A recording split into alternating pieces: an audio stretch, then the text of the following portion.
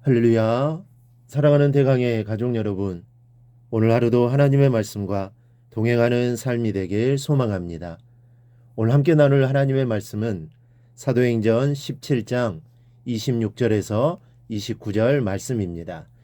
인류의 모든 족속을 한 혈통으로 만드사 온 땅에 살게 하시고 그들의 연대를 정하시며 거주의 경계를 한정하셨으니 이는 사람으로 혹 하나님을 더듬어 찾아 발견하게 하려 하심이로되 그는 우리 각 사람에게서 멀리 계시지 아니하도다.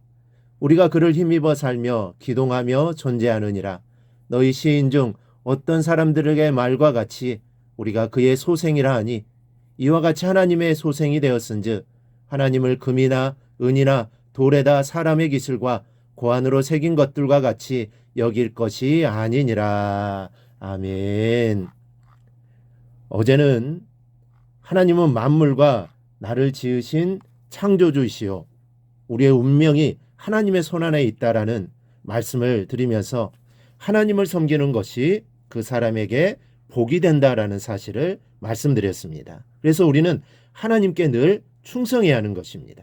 그 충성을 받으시고 하나님께서 기뻐하시고 나에게 복을 내려주시기 때문입니다. 그런데 오늘 본문의 말씀에는 하나님이 인간 개인의 운명만 관장하시는 것이 아니라 민족과 국가 전체의 흥망성쇠까지도 다 관장하신다는 사실까지 나타나 있습니다. 그 사실을 26절에서 이렇게 말씀합니다. 인류의 모든 족속을 한 혈통으로 만드사 온 땅에 살게 하시고 그들의 연대를 정하시며 거주의 경계를 한정하셨으니, 즉 영토와 국가가 존립하는 기간까지 하나님이 다 정하셨다는 말씀입니다. 그리고 그렇게 하시는 이유를 이렇게 말합니다.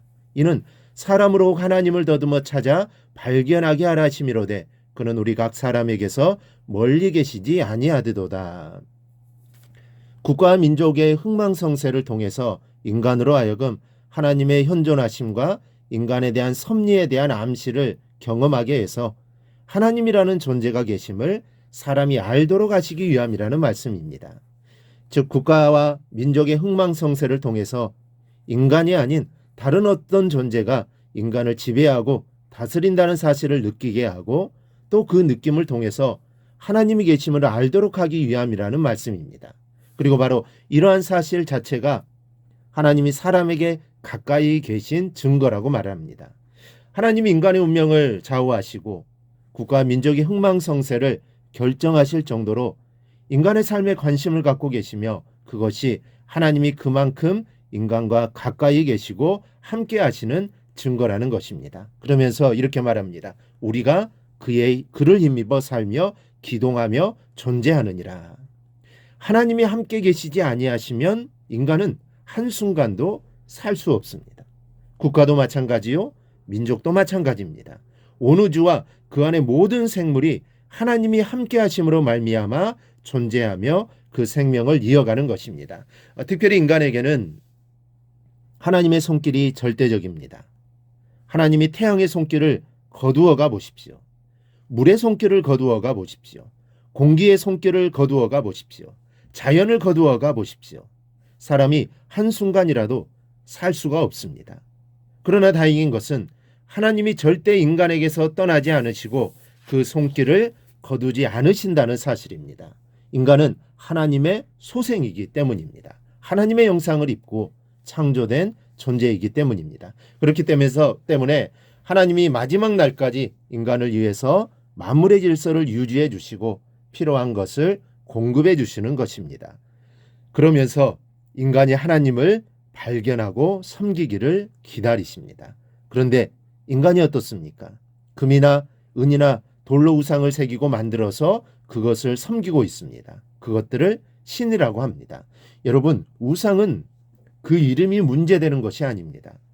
출애굽기 32장 1절 이하를 보면 이스라엘 백성들이 금송아지 우상을 만들었습니다. 그리고 그 우상을 보고 무엇라고 했는지 아십니까? 이는 너희를 애굽 땅에서 인도하여 낸 너희의 신이로다. 게다가 아론 이것을 보고 그 앞에 단을 쌓고 공포하기를 내일은 여호와의 절일이니라 하고 했습니다. 그 금송아지를 여호와 하나님으로 생각한 것입니다. 그런데 그 결과가 어떻습니까?